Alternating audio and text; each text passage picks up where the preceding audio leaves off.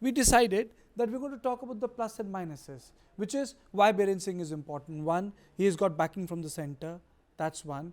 Uh, Secondly, in terms of misses, ethnic conflict in Manipur is a big minus.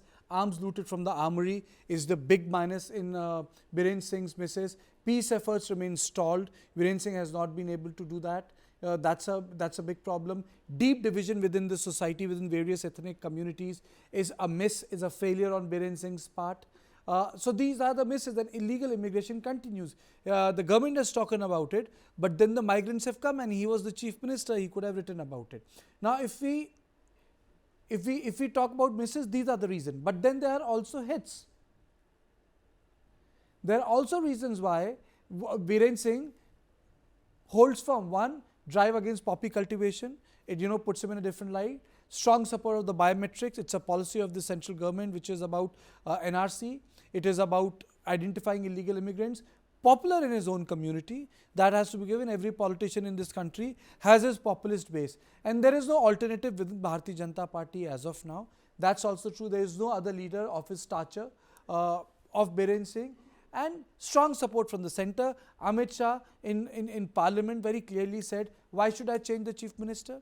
He's cooperating with us. He's working with us. So if the Chief Minister is working with us, why should we change him? So Brijesh, we have the advantages of Biren Singh, there are disadvantages of Biren Singh, but after so many days and months, after this all party meeting happened in which they said Biren Singh had to go, we decided that we'll dissect his tenure. So can you dissect it for me in terms of hits and misses? Well, I think, hits and misses are something which you have already played, in those graphics. But I think, what makes Biren Singh invaluable for the BJP is, you have to understand, like I've said this several times, that BJP is a party which is not going to take any action or any knee-jerk reaction just like this, because it puts them and their brand of masculine politics in under a spotlight. And that is the reason, when people were speculating about whether Biren Singh will go or not, I have always maintained that come what may, he will remain the chief minister. Second thing is, that the Biren Singh right now is in a situation where the BJP also can't take any action against him. Of late, the Meitei groups have started criticizing him, and also the state government. But a month before, he was touted as one of the biggest hero. Remember when that all the resignation thing happened? There are thousands of people who came out in his support. So the BJP is also aware of the nature of politics in Northeast, and they know that if they push too hard, Biren Singh, along with his new image, can simply switch over to the Congress side and leave the entire BJP government and the scenario quite vulnerable. So I think that makes him click. There are many misses. Law and order is a massive miss. What happened on 3rd and 4th, absolute zero intel about it, is a massive miss. Not able to control the situation for 5th month running is a massive miss. So I think, if you look into the totality, there have been more misses than hits as far as Biren Singh government is concerned. Okay, Mr. Haokip, your assessment of Biren Singh tenure post 5th of May. Brijesh and Kartikeya, you have to see in certain ways. The Manipur Assembly had elections last year, and in the last election, Biren had delivered what the central command in Delhi had expected. Uh, out of 60 assembly, he has delivered more than 30. So the BJP formed a government with ease, and there is a support from other parties, and the BJP now has 37 members. So in that matter, all the expectations from the center has been delivered by Biren in the last elections. But on the other hand, despite the political success, he fell in governance. He had launched in the last term such populist policies like go to the hills, go to the village. Despite that, he had failed on many cases like the issues of drugs. He was unable to tackle the issues of drugs, which we all know how Thongkholal Brinda was forced to resign from the state police forces. So he was unable to handle the issues of drugs. And when he came to power in 2017, he launched a campaign against corruption. So he launched a number, a public number where people can complain with their identity concealed. That was not, a success.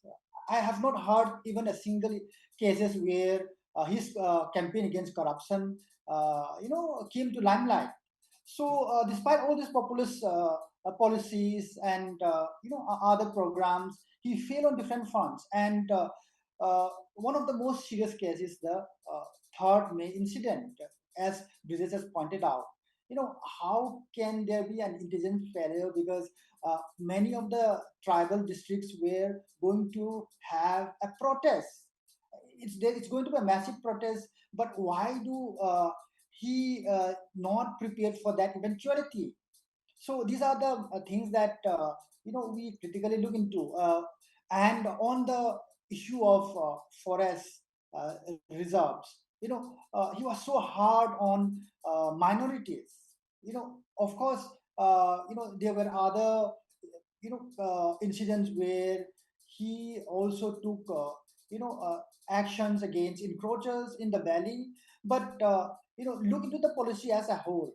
He was very harsh on especially the cookies who treat the hills as their own and their livelihood.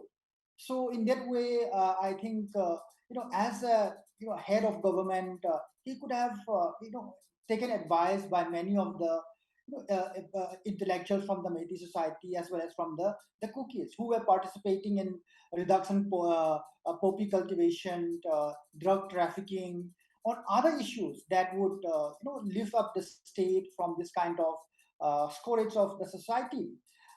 In that way, I see that despite many of his political success, he failed in terms of governance. Basically, you are saying that he failed in terms of governance. Prasenjit, am I audible to you? Yes, yes, you are Professor. audible. So, Sure, sure. did Biren Singh fail in governance? Because ultimately, we have to analyze someone's staying power in office from the context of the logic of power. He's there because he serves a function. So, despite 5 months, Biren Singh stays, which means that someone in Delhi or someone in the BJP organization sees some strength in that argument. So, we have to analyze it from that perspective. So, in your point of view, what do you think is Biren's largest or the biggest advantage which makes him stay? And where do you think Biren Singh has failed as an administrator? Two questions.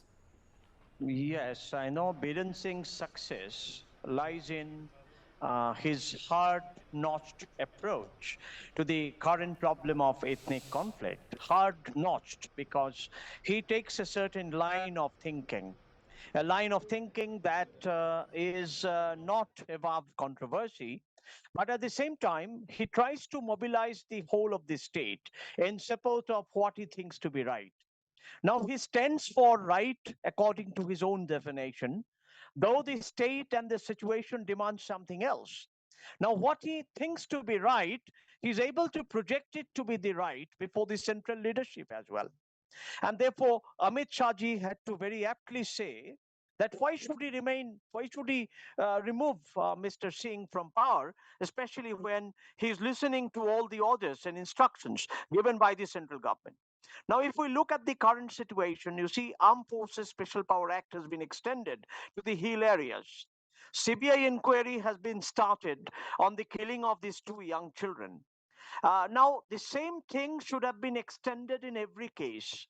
The case of the horrific case of the mass rape, so many people are involved in that. How many have been investigated?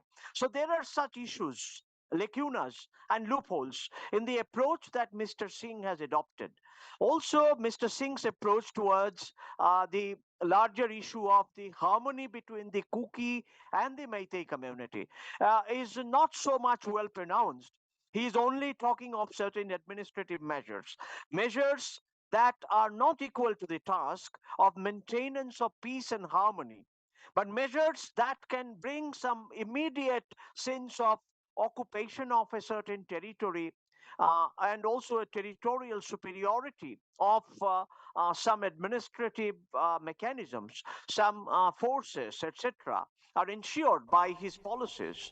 But at the same time, doing a neat groundwork in terms of relief and rehabilitation is falling short of. So if we take the balance sheet into account, there are many things on the losing side. But there are one or two critical factors. He enjoys the trust of central leadership of the Bharatiya Janata Party. And that is his key point. How he enjoys this, if we look at it, we can see that he's connected to the Chanakya of the Northeast, Hemanta Biswa Sharma. And Mr. Sharma has always endorsed the steps taken by Mr. Singh. Now, the criticism that has been leveled by opposition and other minority ethnic groups, Okay. those who have been victimized at various points of time, Mr. Singh hasn't responded to them at all. And this silence or this way of not responding to certain kind of complaints, certain kind of grievances, is also goes into a politics of maintaining a kind of a hard-notched position. And that probably makes an optics for showing that he is a tough leader.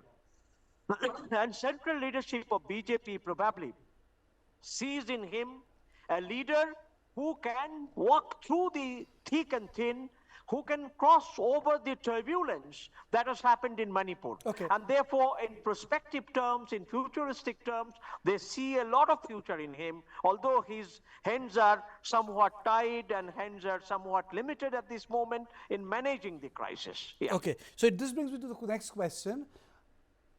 And my question is for Suhas Chakma.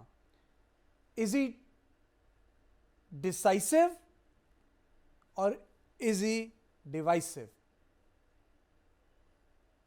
Well, I think, in my view, he is a complete failure in terms of the administration from, 3rd of May. You had mentioned two particular points where he may have some success. One was with respect to, controlling the drug trafficking. Look, there is a conflict going on. Nobody is taking any measures to, address the drug trafficking issue. You have mentioned about his position against illegal immigrant. That illegal immigrant counting of 4,000 people could not be completed, and now it has been extended to 31st March 2024. I think if there is one particular point, whether he is divisive or something else, I think if there is one particular point which should identify Biren Singh, it's the way he failed to take effective measures where the civilians and insurgent groups were armed to the teeth. In the history of India, never I have read a report where 5,000 arms were looted, surrendered, given away, or 500,000 arms and ammunitions were looted. That had intensified the conflict. So if you look at that, if there is one particular feature which I want to identify him, it's not about not being able to control riots and etc. Those things, I think, sometimes take 2 weeks, sometimes take 1 week. But one particular element which shall define him and which shall define Manipur and which shall continue to define Manipur, because the arms are not going to come back, it's the losing of the arms. The rest, continue to take place. And why does he survive? I think he survives for only one reason. In the beginning, BJP thought these riots will go away after 2-3 weeks, 4-5 weeks. And now we have reached a stage where I have been saying many a times that nobody wants to take the responsibility. And Amit Shah ji is possibly correct. They are issuing all the instructions, but none of these instructions are working, being implemented. So what does it mean? Whoever takes the responsibility will face the same situation as Biren Singh. And now you have elections coming up in 5 states. And how could you expect BJP to take a decision that, central rules shall be imposed? Because what Amit Shah ji in a way admitted that there is a central rule, because at the end of the day, we are appointing everybody. He is listening to us. So there is no need for central rule because there is a central rule through indirect means. That's because he is fully compliant with our directions. So that's what he meant. I think the opposition would have taken it the other way. But if I were to interpret it, then I'll say that he has accepted that, yes, we are running the state government of Manipur. He is listening to us. So at this point in time, acceptance of failure of Biren Singh or removal of him basically amounts to acceptance of the failure in Manipur. And that is not something they can afford.